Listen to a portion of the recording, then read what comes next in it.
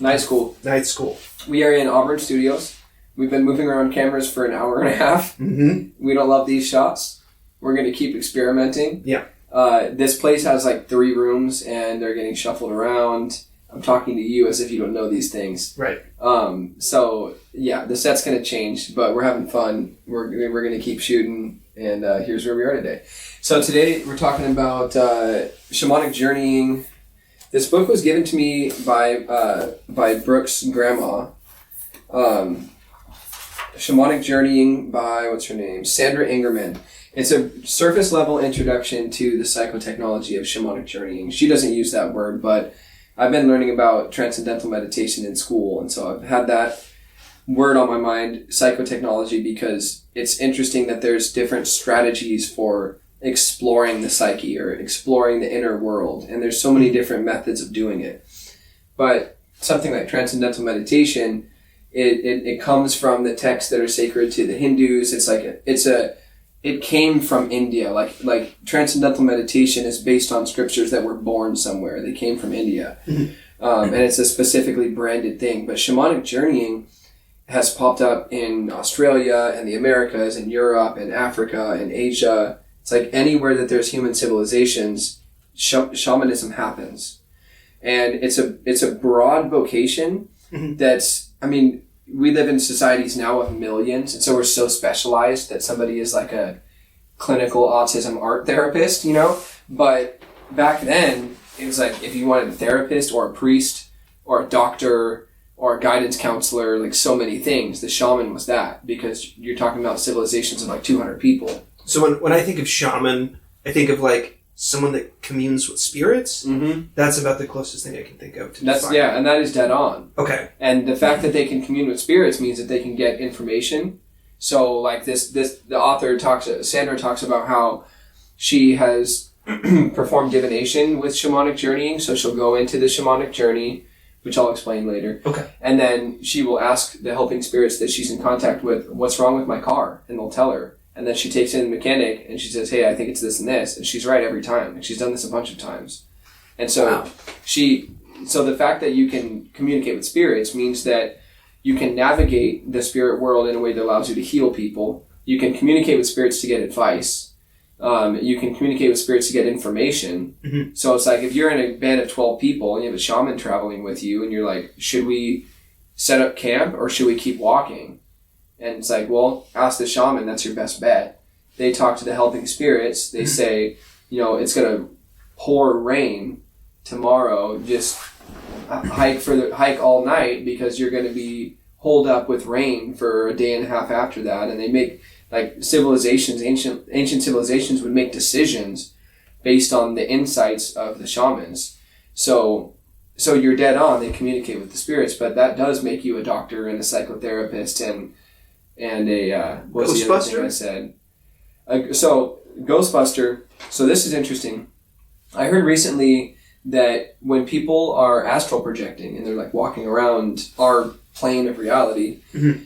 they see spirits all over the place, and you can like go up and talk to them. That you can see clearly that some spirits are bad, or I mean.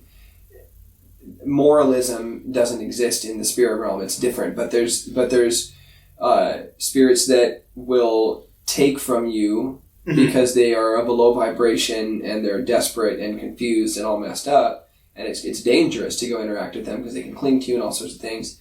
And there's good spirits walking around, and so you can see all of that. Mm-hmm. So when those spirits interact with our world and we don't quite know what's going on, we might call it a ghost encounter.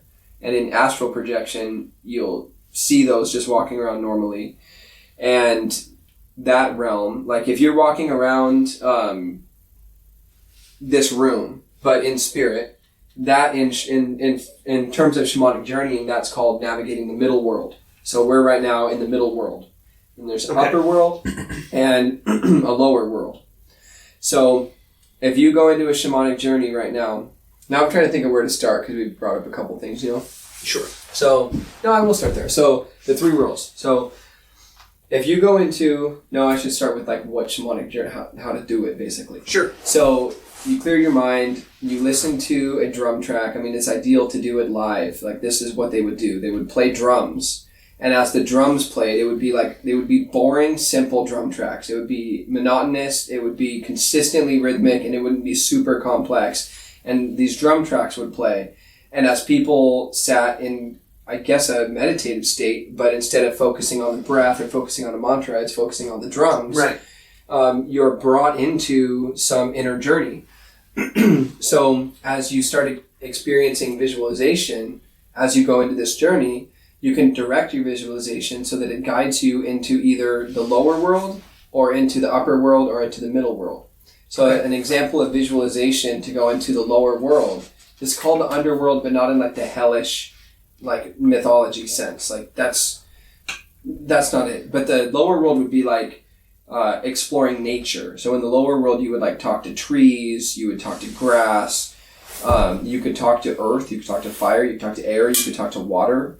And you can also, it's recommended by Sandra that you contact your spirit animal for the first time in the lower world. So you can go into the lower world with the intention of meeting your spirit animal. And if you want to meet a helping spirit that presents itself in human form, you would start by introducing yourself to it in the upper world. So if you want to go to the lower world, you would do this kind of visualization. You would like picture a tree. You walk over to the tree, you grab onto the tree, you start climbing down its roots, down into the earth. And then that actually guides you into a lower realm where you can then explore around and talk to nature spirits. Okay. Or another way is you could like go into a stream, but then you could picture the stream going down into the earth and you could ride the stream into the earth. Or you could picture yourself diving into a volcano, but the volcano goes all the way down into the earth. Or you could grab a blade of grass and you could just pull yourself through the blade of grass. Like, whatever visualization is helpful to you. Okay. You're visualizing yourself going into the earth. And then you would talk to things that, like, occur in nature. You talk to nature and animals.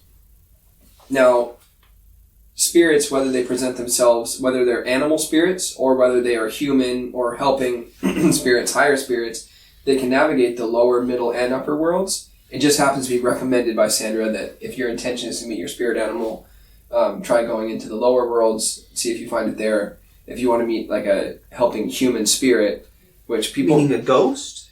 No, like people, ghosts are wandering around the middle world. Okay. People meet historical figures that give them advice. People meet ancestors that give them advice. People meet just, I guess what you could call angels, like humanoid helping spirits that they don't recognize or know in the upper world that gives them advice and becomes a helping spirit to them. So what separates that from a ghost? Ghost in my mind is... Why are you talking about ghosts? I mean, you're drilling me with the ghosts. Okay. I'm just kidding. I don't know. I don't know what ghosts are. So ghosts aren't really talked about a lot in this. No, but human spirit is different than ghosts because these are you did mention like dead people, like I don't know who were the famous people you named. I didn't name any, but yeah, I see where you're going with that. Yeah. So, I'm not sure. I'm like okay. I have some concepts in my head of what ghosts are. Some from your episodes on John Chang. Yeah. Some from other sources, and then I have a very surface level of understanding of shamanism from this book. So those paradigms aren't advanced enough in my head where I can link them and like fluidly speak between them. You know what I mean? There's concepts floating around here and here. Yeah. So, but what it did mention that pertains to my understanding of ghosts is that you can like see spirits walking around to the middle world. I would think of those as ghosts. But when I think of ghosts, I think of a spirit who has passed on but is stuck and confused and wandering around. But if a spirit who now exists in a higher dimension or higher realm chooses to interface with someone in our middle world, I consider that, like how they talk about, a ministering spirit or a helping spirit or a spirit guide. Yeah, okay. Because they're consciously interfacing with us. They're not just like, where am I? I don't even know I'm dead. You know? Yeah, that sounds like a totally plausible separation. Yeah. So she recommends if you want to meet a helping human spirit, go to the upper world first, and animal spirit lower, but they can all navigate all three realms. You can run into your spirit animal in the higher realms. So to mention how to go into the higher realms, when you're going into your shamanic journey, you would picture yourself doing something that takes you up. So you could like climb up a rainbow and then jump up. Mm-hmm. Or you could like imagine stairs that go all the way out of the universe, all the way out of our cosmos, all the way up. Okay. Or you could ride a lightning bolt up. Or you could jump into a tornado that spins you up. Or you can just simply float up. You can just rise up. Mm-hmm. But the visualization of climbing some aspect of nature up or down can be helpful in getting you there. Okay. So something interesting about, like, I mean, scientifically, does this make any fucking sense? Like, that question is, when people listen to these drum tracks, their brains go from beta waves, slow down to alpha waves, and then from there, slow down to theta waves. And I'm learning similar things. I'm taking physiology as consciousness at Maharishi International University right now. Mm-hmm. We're talking about similar things where you can measure people's brain waves. They clearly, objectively slow down to, I think the state that we activate through transcendental meditation is alpha 1 brain waves. I don't know the difference between alpha and alpha 1 and theta, but there is something scientifically measurable happening in the shamanic journey. So it's not just that somebody listens to drums, close their eyes, plays make-believe, then opens their eyes. There is something happening at a brain level. Right. And if you scan in someone's brain while this is going on, you can see that there's something weird going on. Literally. Yeah. Yeah. And so there's something about whether it's following your breath, repeating a mantra internally like we do in TM, in transcendental meditation, or listening to a monotonous drum track that slows your brainwaves down and allows you to access altered states of consciousness or non-ordinary states of consciousness that are helpful, which is so freaking interesting. Yeah. So, dude, you know what's crazy is it also talks about how it's considered a big honor to these spirits when shamans, or you don't have to be a shaman to practice shamanic journeying, because shamans would guide people through this process. Like, I mean, here, you want help? You don't have to ask me. You don't have to rely on me. Let me show you how to do this, and then you can contact spirits and you can ask them stuff on your own. Like the author refers to shamanism as the path of direct revelation.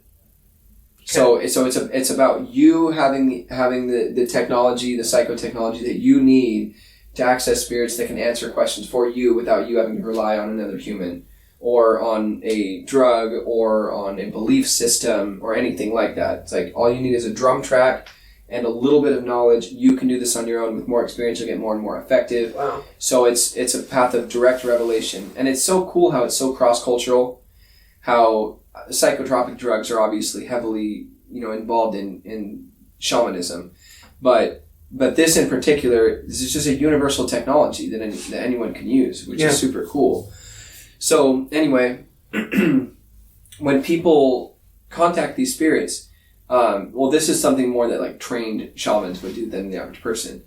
It's considered an honor to let some of these spirits take over their body. So they would like let an animal spirit or a higher spirit take them over. They would step back and like, go ahead, you can have my body for a little while. You can play around in my body. And then, so shamans would do like rituals sometimes where some other spirit would take over their body and do all this crazy stuff. And you're saying that is an honor for the spirit? Yeah, like the spirits really appreciate it because it's actually like really fun to be incarnated.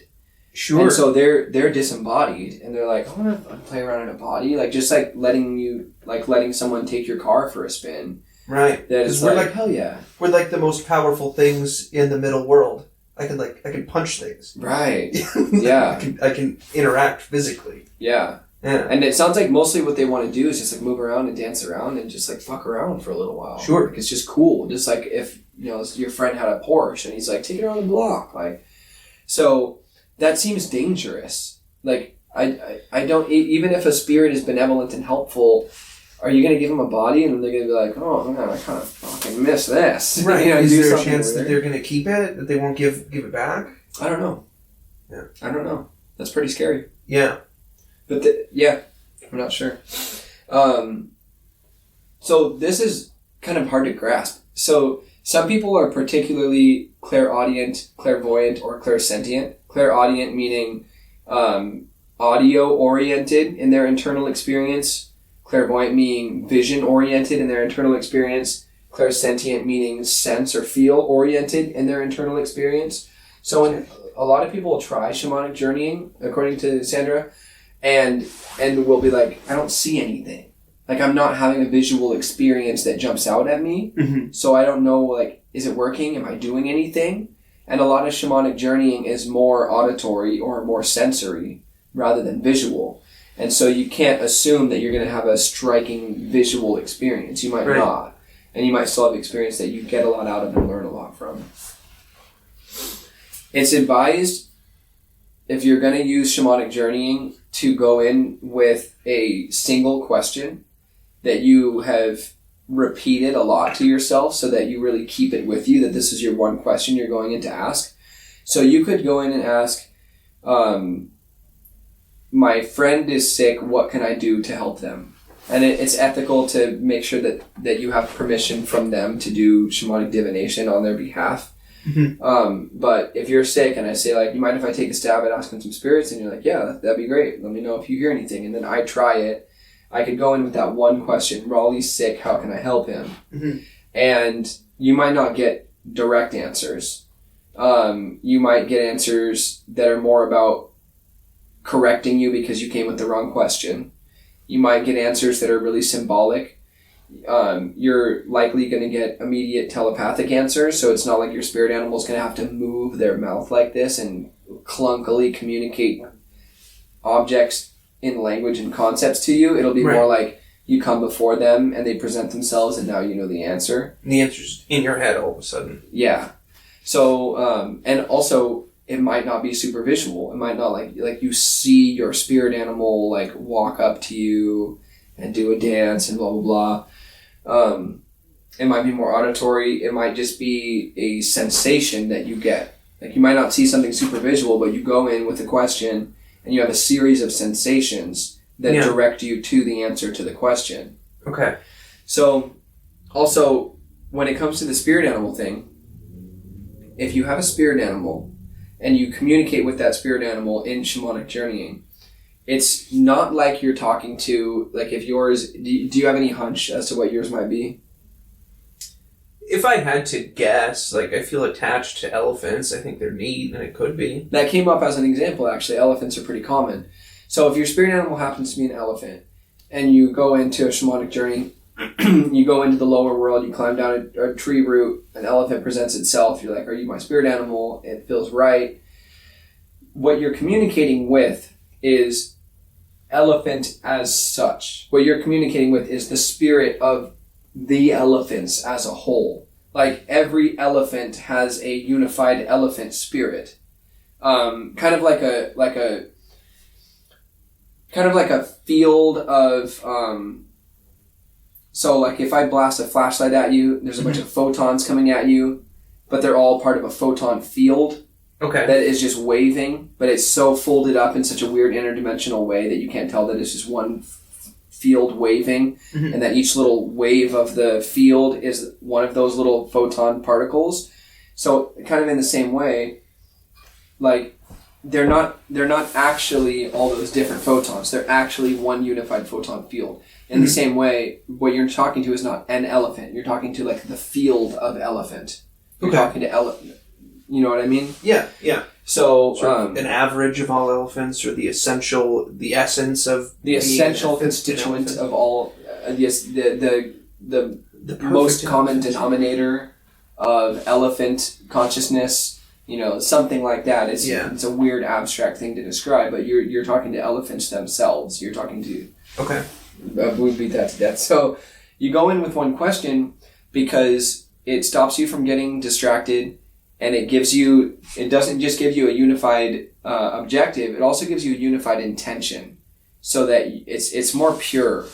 You know, if someone comes up to you on the street and they have one question, like they just need directions, you're just like, oh yeah, sure, like blah, blah, blah, directions. But if they come to you and they're like, what do you pay for car insurance? You know, all of a sudden it's like, why are you here? Like, you're probably here for 5 different reasons. Yeah, let's skip to the last question. Right. What's the actual question? Because then it's like, okay, so you're here because you want to sell me car insurance, but you're also here because your girlfriend's mad at you that you can't make rent, and you're also here because like you'll make your dad proud if you sell insurance, and you're also here, you know, it's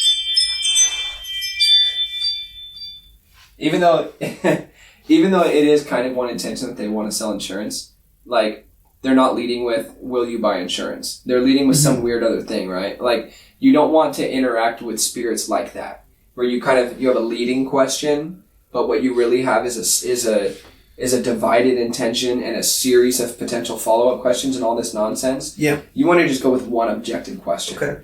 So, let's say you're about to go on a trip, but you have a bad feeling about it. You could go ask your helping spirits, is it safe to travel next week? You know, it's one question. Yeah. Or, what can I do to strengthen and enliven my relationship with such and such? Okay. You can ask one question like that. It doesn't have to be a yes or no question. There's one really funny story in here when it comes to questions and going in with a stupid question.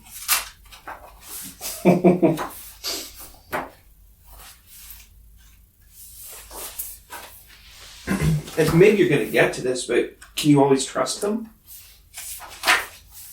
Do they lie? I don't think that was covered. I don't think it was. Interesting.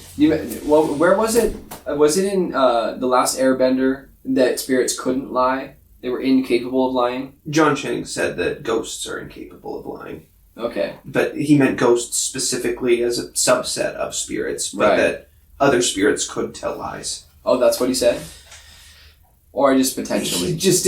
He didn't say that they can't. He just said that in his communication with ghosts, he's found that they are incapable of lying because they are, as something that doesn't exist anymore, they're not something that changes anymore, they're not something that can be creative anymore, and it requires creativity to tell a lie. Interesting. And that ghosts, because they are sort of finished and will no longer change as a person, they cannot have the creativity to tell a lie. Okay. Unless maybe it was a lie they were telling when they were dead or something, but that might have been a thing in The Last Airbender too, though. I don't know. Last Airbender seems based on very real mythology stuff. Yeah. Yeah. Especially shamanism. Yeah. I don't know about especially. Like Taoism. Yeah. I've written a lot about, I haven't put out any of these essays, but I've written a bunch of essays about like Christian themes in Airbender too. Mm-hmm. And the shamanism thing, like Aang being the link between the humans and the spirits, like that's very much, he's the shaman of that planet. Yeah. Whereas normally a person would just be the link between these 200 humans and these spirits.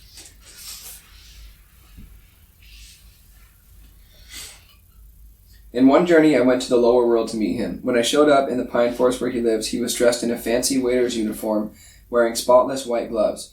He showed me to a small round table that was decorated with a crisp white tablecloth and a small vase of flowers. He pulled out a chair for me and handed me a menu. I opened the menu and was surprised to see what was inside. There were 2 columns containing different questions. My power animal announced that the question I was intending to ask was the wrong one.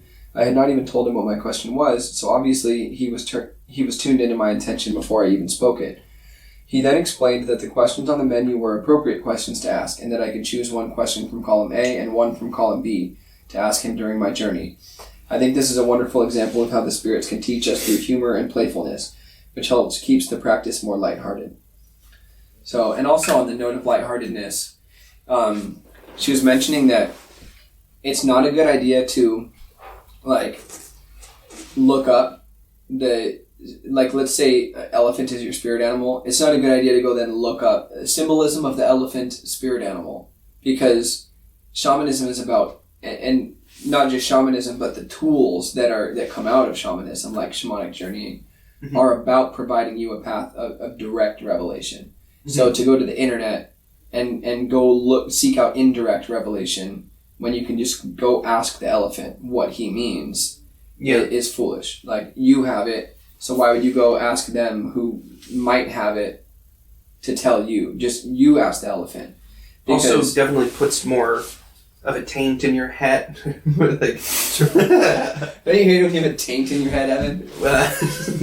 It would sort of maybe taint your experience in terms of like Right. you would have an expectation and therefore are more likely to be doing like playing pretend in your head instead of doing it for real. But if you listen to the drum track and your brainwaves slow down to theta and all that, and you go in, if you go in with false expectations, they're going to be corrected.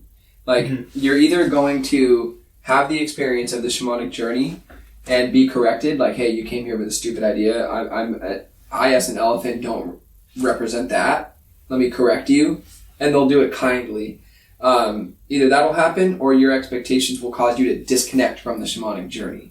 Like, you're not going to manipulate a shamanic journey into being something completely different than it is. You could make believe in your head instead of actually going on the shamanic journey. That's more what I was thinking. Right. Like that you would end up convincing yourself that something was happening that was not. Right. Yeah. Yeah. And what the author says on that subject, because she has trained a lot of people in shamanic journeying, and people always ask her, like, how do I know what's real and what's not when it comes to my head? And it's kind of a frustrating question. She doesn't express it as frustrating. She's a very, very light-hearted writer. But it's a question that's frustrating in this. I guess it's frustrating to me. It's frustrating because to ask, is what you're experiencing in your inner experience real or not is based on such a ridiculous falsehood that what you experience externally is real and what you experience internally isn't. Like, that materialistic view of consciousness is so absurd that things outside of you are real and things inside of you are fake. It's just ridiculous. And so it's like, if you're continuously shamanic journeying and you're having experiences that improve your life, then like there's no reason to place a label of fake or real on it. Just like there's not with psychedelic experiences. Like, sure. It's like, wow, that delusion in my head made me quit smoking cigarettes, when I took mushrooms or whatever. It's like, well then, what are we talking about? Like, why does it matter? Yeah. If I hit you right now, that's real because of the nerves in your finger that moved and sent a trigger to your brain. So the reason it's real is because it had an impact on you. That's how you know it's real. So if the shamanic journey impacts you positively, that is evidence that it's real. It's the same thing. Sure. Because it's affecting your brain, which is a physical thing. Right. What affects your brain affects the rest of you. Right. Yeah. So the difference between psychosis and shamanic journeying, and this is partly why it's advisable to go in with one question, is shamanic journeying is intentional. You're aware that you are going into a non-ordinary state of consciousness. You're doing it on purpose. You know that you're going to either the lower, middle, or upper worlds, and you're doing it for a specific reason. And when it's over, you always want to say goodbye. The spirit won't be offended if you forget to say bye, although they do like manners. They like you to appreciate them and be cool and everything. But the reason you say goodbye is to condition yourself psychologically that now this is ending. Now I'm going back to the consensus reality I experience with my friends and family, and which is just as meaningful, And so you go into it intentionally. You go, now I am beginning my shamanic journey. I'm doing it for this reason. I have this question. And then you go, now that my question is answered or corrected, I'm ending the journey. Goodbye. And I'm going back intentionally. Yeah. And with psychosis, people can be lost in the lower, upper, or middle worlds in psychosis, but they don't know that they are. They don't know which world that they're in. Mm-hmm. So that's why it's psychotic, that they're somewhere else in the middle world than where they are, and they don't know that. So they're divided and disconnected. So so having one question when you do shamanic journeying gives you a unified consciousness, so that you don't end up in a situation where your body and some of your spirit is here, but most of your spirit is over here, and you're a psychotic person because you're not where you're supposed to be. Mm-hmm. Yeah. And I actually think that that learning things like meditation and shamanic journeying is a good preventative measure when it comes to psychosis, because people like me who spontaneously have spiritual experiences that they're not prepared or educated for. They don't know. They're like everyone around me doesn't even know that non-ordinary states of consciousness exist, and it's just me. And now you're like trying to figure out something on your own that people have been doing for thousands of years. Yeah, like it's like just handing somebody a car and not making them get a license. That a lot of people at age 13 or age 16 or age 24, there's all these hot spots in development where you're going to spontaneously experience non-ordinary states of consciousness. And if you don't have any training or experience in that, you're winging something that we've been doing for tens of thousands of years. It's just nonsense. So I do think it's a good preventative measure against psychosis occurring. For sure. Oh, it's so funny. I'm freaking all over the place. But I was going to say about lightheartedness and elephants that she heard a lot of people through her training say, elephant is my power animal. And when I asked them what they're trying to teach me, asked elephant what it's trying to teach me, it said to lighten up. But are you laughing because elephants are very heavy? I was just sniffing. Oh. Well, I thought it was kind of funny that elephants are like the heaviest land animal, and they're saying, I'm teaching you to lighten up, which is also funny, which helps you lighten up. Like, I just think that's great. Sure, yeah. But you won't read that in any, like, elephant symbolism, mythology, shamanism book that you get on Adventures Underground in the discount section. Mm-hmm. But she's had multiple people go through her trainings and say, elephant, and they're here to teach me to lighten up. So it's really interesting. She's like, clearly, this is an element of the elephant, but not relevant enough that you're gonna hear about it in the symbolism books. Was that a sniff, Evan? Yeah, these are all going to be sniffs, probably. These are all sniffs. Okay, good to know. A bit of a runny nose here.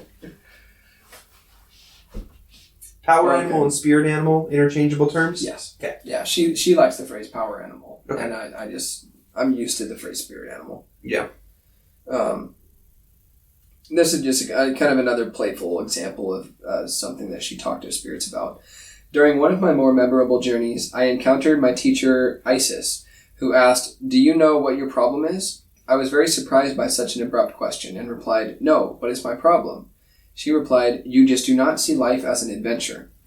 So I told her that I had some pretty serious concerns, which might be getting in the way of me feeling adventurous about life. I shared a list of concerns with her, including the fact that I might end up as a homeless person in New York City. Growing up in New York, this has always been an underlying worry of mine that my friends love to tease me about. She looked at me and then turned away. Then she looked back at me and stared straight into my eyes and said, "What an amazing adventure that would be." What would be? So the helping spirit said, "You're not seeing life as an adventure. That's what I want to teach you." Or that's your problem. And she said, "But like, I have all these serious problems. Like, I'm going to move to New York. What if I fail and I end up homeless?"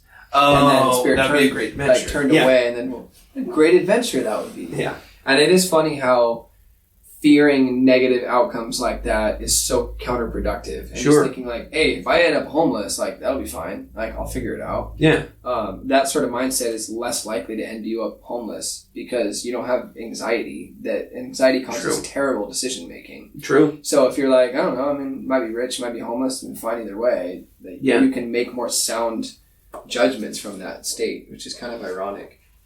Isis is a human or? I don't know. I don't remember. Okay. That's an Egyptian figure, right? Yeah, Isis was. And she is mother of referring to Osiris? the Egyptian figure. Or- I'm 90% sure. I could be remembering that wrong. Isis is definitely an Egyptian character. Yeah. So she mentions how like great historical figures like Albert Einstein, or I can't remember the other ones. I just thought that one was interesting. And then historical figures like Buddha and Christ can be the human helping spirits that people encounter in their journeying. And so I think that Isis was her helping spirit. Gotcha. In human form. I've heard of Nelson Mandela quite a few times in different things. Interesting. Yeah, and like things that I've heard on Mysterious Universe, another podcast. I'm 10% sure that he was mentioned in this book. I think. Well, if I'm 10% sure, that means I'm pretty sure he wasn't. Right? That means it's most likely that he wasn't. Yeah. Yeah. I think Okay. so. Well, I have 10% of a hunch Okay. that he was in this book. I'll take it. I think he might have been mentioned.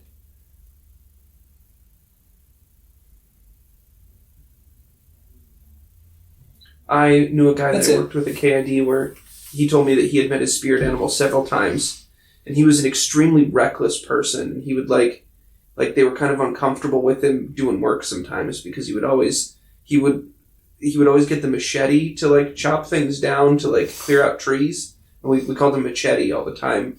But his spirit animal was a mantis, and the mantis always told him, "You need to be careful and think about your actions." I remember him telling me that, and he was just like being an obviously reckless and all over the place person to be like, "Yeah, she told me that I need to be careful and think about my decisions." Well, that's good. Yeah. Every time he met her, she told him that. So Wow. she had like kind of the same advice for him consistently. That's awesome. Interesting concepts, though. That's all I got. It's a surface level book. You know, it's just an introduction Yeah. to what it is, and it's a pretty short book too. It's also beautiful. I want to comment that. It looks like kind of interestingly printed. Like some pages are like tiny little, like it's written like poetry. Yeah. Let me. Not quite like poetry, but it's not like that where like a page will just have like 2 quotes on it or whatever. Yeah. But like at the beginning of a chapter, you just have a really beautiful chapter introduction page. Yeah. There's like a nice pattern in the beginning. Just things are patterned and artistic in this book. They go out of their way to make the book beautiful. And it's a square book. And then this book also, one of the reasons I highly recommend this book is that it comes with 3 CD tracks in a CD at the end of the book so that you can do it. That's like cool. You can do the Shamanic Journeying. It has her recommended drum tracks. You can also just YouTube a drum track, you know. But I think that I've kind of halfway tried this once. I haven't really explored this psychotechnology. I haven't really used it. Mm-hmm. It's hard to even get in my transcendental meditation sessions every day. I'm not even good at that, so I don't want to like start exploring other stuff. Just do that. Sure. But if someone's interested in this, I highly recommend you buy this book, published by Sounds True, Shamanic Journeying, and read it because it's like a 2 or 3 hour read. So read the whole thing and then try your first journey, and all the instruction will be fresh in your mind. Yeah. And she's also just a really really intelligent and lighthearted and informative writer. So it's easy reading. There's no tension in her writing. It's very relaxed. So it's cool. A fun read. So yeah, read Sounds and try cool. it. Yeah. You got any other questions or comments? No, That's cool. So. That's cool.